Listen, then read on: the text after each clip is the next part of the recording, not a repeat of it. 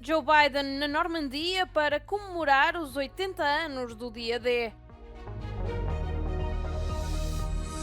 Fornecer armas para ataques em solo russo é um passo perigoso, avisa Putin. Em resposta, o líder do Kremlin admite armar os adversários do Ocidente. Países Baixos já votam nas eleições europeias. Neerlandeses são considerados os precursores da viragem europeia à direita. Supersondagem Euronews indica que alemães da AfD querem criar uma nova família política de direita radical no Parlamento Europeu.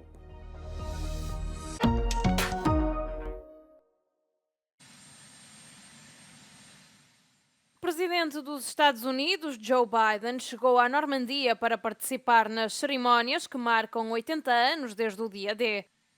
No dia 6 de junho de 1944, ao amanhecer, as forças aliadas iniciaram a maior operação por mar da história militar, abrindo uma nova frente e dando início à libertação dos territórios ocupados pelas forças nazis. Biden iniciou a visita prestando homenagem às vítimas de guerra no cemitério de Colville-sur-Mer. Outros líderes mundiais foram convidados para as comemorações, incluindo o primeiro-ministro do Reino Unido, Rishi Sunak, bem como veteranos da Segunda Guerra Mundial. A Rússia, que também fez parte das forças aliadas na guerra, não foi convidada por França, país anfitrião. Em vez de Putin, estará presente o presidente ucraniano Volodymyr Zelensky. As comemorações este ano são marcadas pela invasão em larga escala da Ucrânia pelas forças russas. Espera-se que Biden tranquilize Zelensky quanto aos compromissos militares dos Estados Unidos, dado que as forças ucranianas atravessam neste momento a fase mais difícil da guerra. As autoridades francesas verificaram os passaportes dos paraquedistas britânicos que participaram nas comemorações do dia D. Os documentos foram verificados num balcão de alfândega improvisado assim que os paraquedistas tocaram no solo da Normandia. Cerca de 300 paraquedistas do Reino Unido, Bélgica e Estados Unidos saltaram de aviões da Segunda Guerra Mundial, numa zona onde foi recriada a operação das tropas aliadas na Normandia de há 80 anos. A invasão aliada, que começou em 6 de junho de 1944, levou à derrota dos nazis e ao fim da guerra.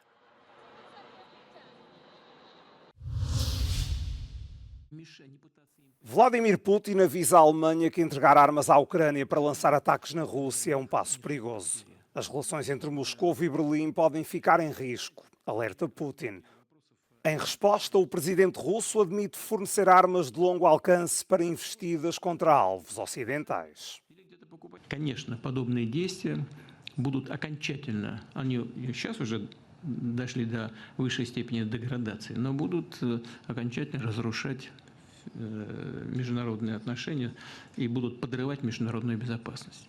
И в конечном итоге, если мы видим, что эти страны втягиваются в войну против нас, а это и есть их прямое участие в войне против Российской Федерации, то мы оставляем за собой право действовать аналогичным образом. Ну, в общем, это путь к очень серьезным проблемам.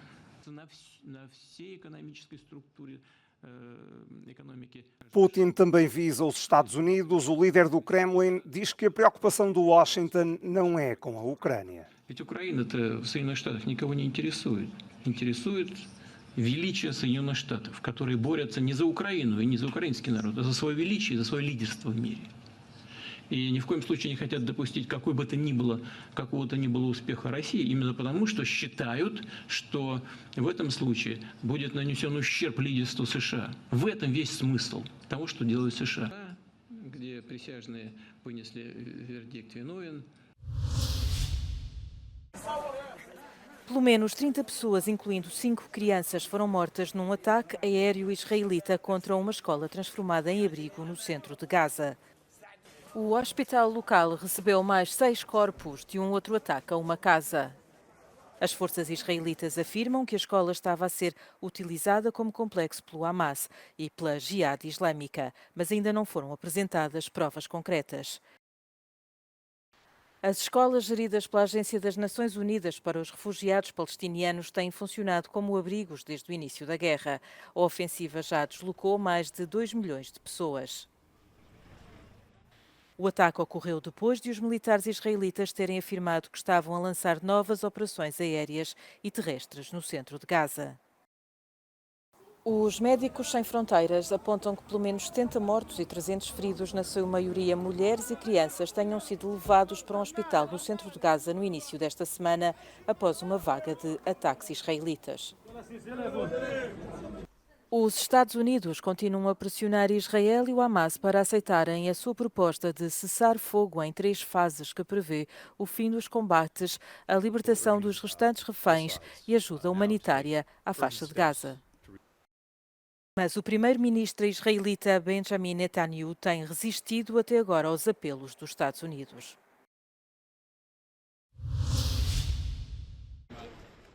Nos Países Baixos já se vota para o Parlamento Europeu. As urnas abriram às 7h30 da manhã, hora local, 6h30 em Lisboa. É o único país a iniciar tão cedo um só dia de votação.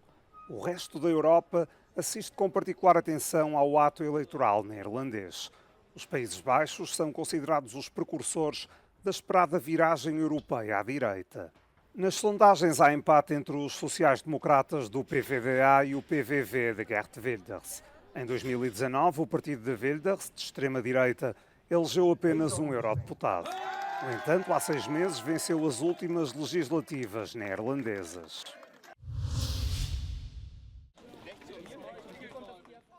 Os partidos de extrema-direita preparam-se para ultrapassar a fragmentação política. Segundo o Centro de Sondagens Euronews, a AfD da Alemanha estará tentada a criar uma nova família política depois de ter sido expulsa do Identidade e Democracia. Uma opção que deverá atrair o interesse de outros partidos com a mesma ideologia. The number of far-right parties are on a path of radicalization, which means that I don't think all of them will be put together after the elections. We'd rather see not 1 but 3 instead of 2 political groups. That's also the reason why Marine Le Pen recently made clear that she wanted to have a clear distance vis-à-vis the AfD. Para a formação de um novo grupo político no Parlamento Europeu, são necessários no mínimo 23 deputados de pelo menos 7 Estados-membros diferentes. Segundo a supersondagem da Euronews, não deverá ser difícil constituir uma outra família europeia de extrema-direita. À partida estão logo garantidos 15 deputados da AfD. A esses, de acordo com a supersondagem Euronews, juntavam-se 12 parlamentares de partidos de 5 países: Polónia, Lituânia, Hungria, Eslováquia e Bulgária. Há partidos que até já fizeram abordagens para poderem integrar um possível novo grupo de direita radical. Tal como avança o Centro de Sondagens Euronews, o Renascimento, partido búlgaro ultranacionalista, contactou os líderes da AfD. As informações foram pedidas depois de o partido alemão ter sido expulso do Identidade e Democracia. A característica comum dos membros desta nova família política seria uma posição pró-Rússia. Carlos Moreno, mais conhecido como o Rei da Melancia, tornou-se popular em Espanha quando a inflação atingiu os 15%. Mas quase 2 anos depois, o supermercado de baixo custo que tem em Madrid continua a atrair dezenas de espanhóis, apesar da recente moderação dos preços. Si es que no ganan lo suficiente. Entonces, por eso hay que ir bajando los precios cada vez más. Espanha é uma das economias de mais rápido crescimento da Europa, mas o impacto do aumento do custo de vida continua a ser sentido. A ver, ahora como están las cosas no alcanzan. Te quieres buscar un piso de alquiler y no puedes. Solo tienes que ver en el supermercado un litro de aceite a 10 euros y es para echarte las manos a la cabeza. Os últimos dados mostram que o desemprego está a atingir um nível mais baixo dos últimos 16 anos. Há mais de 21 milhões de pessoas empregadas em Espanha. En España hay más gente trabajando que nunca y pese a que la mayoría de los españoles aseguran que su situación es mejor que antes, la economía continúa siendo la principal preocupación de los españoles. A dissonância entre as perspectivas económicas, pessoais e familiares pode estar também relacionada com a incerteza geopolítica. Una pandemia, hemos pasado una ruptura de cadena de suministros, hemos pasado una guerra en suelo europeo en la que todavía estamos y ahora tenemos unas elecciones europeas que son más decisivas que nunca, yo diría, y yo creo que eso a nadie se le escapa. Apesar dos bons dados sobre o emprego, a inflação continua a ser uma das preocupações dos espanhóis. En España, hasta el año pasado, hubo una moderación salarial bastante considerable que precisamente estaba destinada a mantener los salarios en niveles moderados para que la inflación no subiera más. Y mientras que la inflación se modera, sí se percibe que hay una pérdida de poder adquisitivo. Apesar de ser a principal preocupação, a economia mal entrou na campanha eleitoral.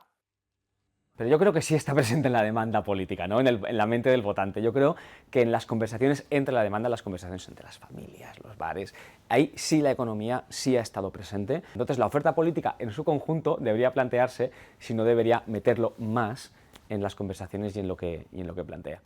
Para além do confronto entre blocos de esquerda e de direita que dominou a campanha, os cidadãos vão provavelmente continuar a votar com as carteiras, porque, tal como diz o velho slogan que levou Bill Clinton à Casa Branca, é tudo uma questão de economia.